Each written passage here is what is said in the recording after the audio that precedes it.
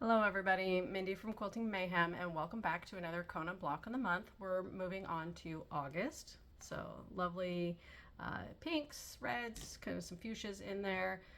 This is a fun block. I love it. And as always, these blocks would be great just as quilts as their own. But let's get into this one. We're just doing a block. Don't worry. Grab your creative grid rulers, your 4.5 square and your 4.5 by 8.5. These are really the go-to tools the entire time. And of course, we're starting out half square triangles. If you've been following me, this is not a surprise. Nothing's changed. So you're going to do that diagonal line.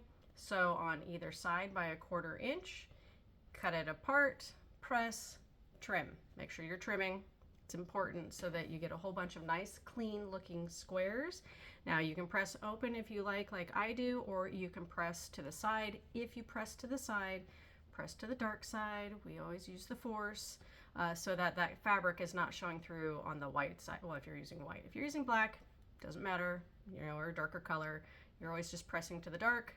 I would just try to stay uniform in the pressing if you're doing one direction. Otherwise, that's why I do them open, because I don't have to worry about which way the seam's going. They're always open together. That's why I do it. And no, I don't struggle with popped seams, those kinds of things. You can do extra tacking stitches if you're worried about it, or even shrink your stitch count or reduce it if you're concerned or having issues. So I like an open seam, but you do you. Don't come at me. There's no quilt pleats. You can do what you want. So we're going to make two different types of blocks to make this bigger block. So we're going to have a 4-patch that looks like this, where our triangles are meeting together, and then a 4-patch that looks like this, where your triangles are going around and makes essentially what we would call a square in a square. All right, and it's all using half square triangles. So I'm going to go finish up my half square triangles. We'll lay this block out, show you what it looks like, and start sewing it together. All right, we look like kind of a hot mess right now, but you're going to get the idea. Don't forget you have white squares or background squares of some color. Could be black, you could be doing it on your own. Fill those in where needed. And really we're just laying out for color, right? And also keep in mind, I've already used one charm pack, or half the charm pack, I'm sorry, to make this block already. Because remember, I've already done this once to test it all out and be prepared for you guys. So these are my leftovers. So there's a lot of light pink in here. And I am definitely not a pink girly girl, but we're going to make it work. We're just demonstrating how this is done, but lay it out. That way you can kind of play, make sure your fabrics that you don't want near each other aren't near each other, all those kinds of things. Then you just start picking up and putting things together. So I'm going to work on these blocks where you're putting your background on top of your half square triangle, sewing your 1/4 inch seam. Same for the bottom one. So make sure you're getting that placement correct, so that those triangles are going to point inward. All right, so that's going to be the biggest key for this block, is making sure those triangles are pointing inward. So I'm going to do those blocks and then do these guys, but I'll show you how this is actually fully assembled, even though it's a basic 4-patch, just in case you're a beginner and have never made a 4-patch. All right, so your pieces are going to look like this, right? And you're going to lay them out. Now, I did what I'm never a fan of, is I didn't make it all the way to the end. And hopefully you can see here. I mean, it's barely, it's just a skosh, but I'm going to show you how to work with that. So those of you that stress over things being perfection, how to work with it. Because if it's just a tiny amount, you can work with it and ease it into the block. So I'm actually going to pin the beginning, and because I know this side is correct and this side is the side that's just a little bit off, a little bit shifted, I'm going to make sure I pin here and then grab another pin. And this side, what's going to happen is I'm making sure these corners meet up so that I get it as square as possible. And so it's just a skosh. Man, that's not even, that's like a 16th off. But this is what helps you keep things square when your sewing's maybe not quite how it wants, right? And all this is going to ease in, that's trying to poof out. So I'm going to sew it, press it, and then the block will look like these. All right. And those of you that stress, here we go again. Look, it's barely not matching. It's okay. Leave it. Do not rip it apart. If your block looks like this, please don't rip it apart. It's okay. As long as everything measures correctly, you'll be good. And as long as you're consistent and throughout the entire quilt, you'll be golden. All right, so here it is sewn together. Look how pretty that came together. All right, everything's nice and happy. So, and if you're super worried, you take your 6.5-inch square and you lay it out. Okay, look at it's magical. It works perfectly. And then if you have any problems that you're worried about, you know, that you think it's too far inward, you're just going to do the same thing when you start laying blocks next to each other.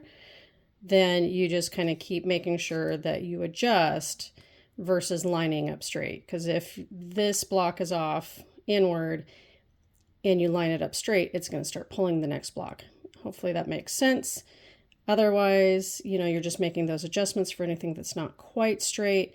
That way everything still stays the way it should and it doesn't start pulling your blocks in or shoving them out. Like if this was too big in some spot, I would say trim it so that it's not too big, because it will then spread things out. All right, there's my hot tip on how to work with a seam that didn't quite behave.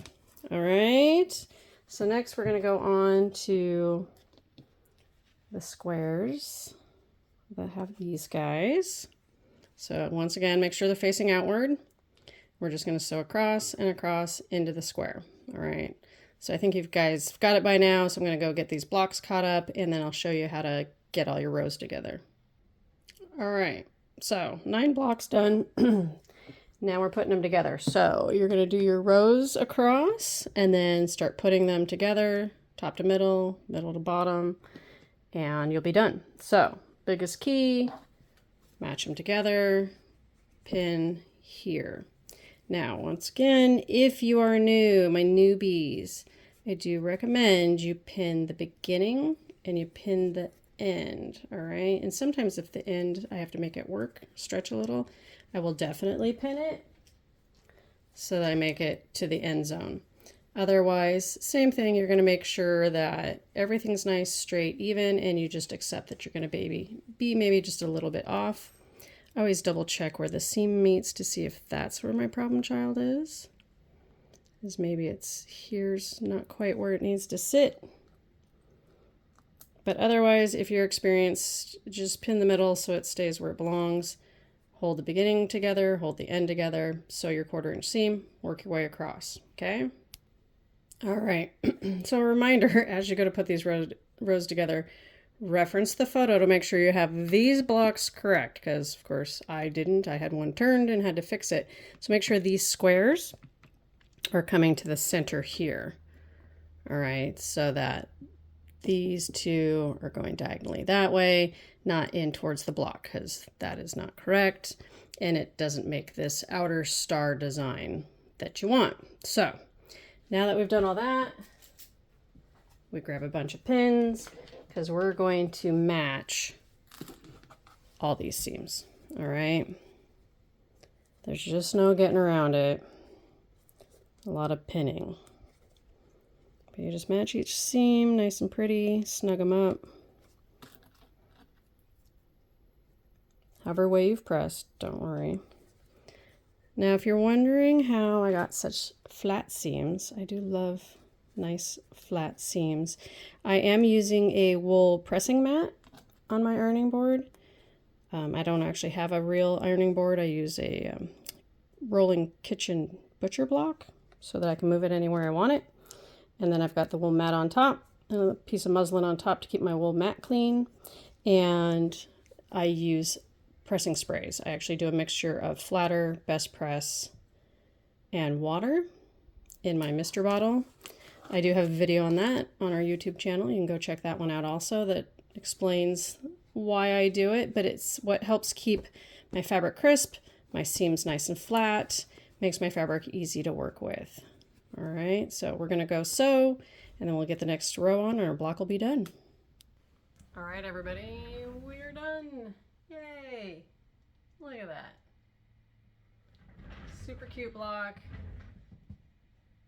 Goes together nice and happy. And of course, if you're struggling, having problems, please reach out. I will gladly video chat with you, or if you're local, want to come see me at the store, we talk on the phone, whatever, reach out. You can email at info@quiltingmayhem. You can message through Facebook, Instagram, anything that you might need help with, let me know. I would gladly help you because we want you to have nice, happy blocks. So if there's something you're struggling with, I hopefully can be able to kind of help you figure it out and then get you on the right path to nice, pretty, straight blocks. So hopefully you're enjoying this so along. I really hope you're following us on Facebook, Instagram, TikTok, Pinterest, YouTube, any of those channels that you use. Make sure you're liking, subscribing, sharing, commenting, all those kinds of things help us keep going. So I hope you have a lovely day and keep on stitching.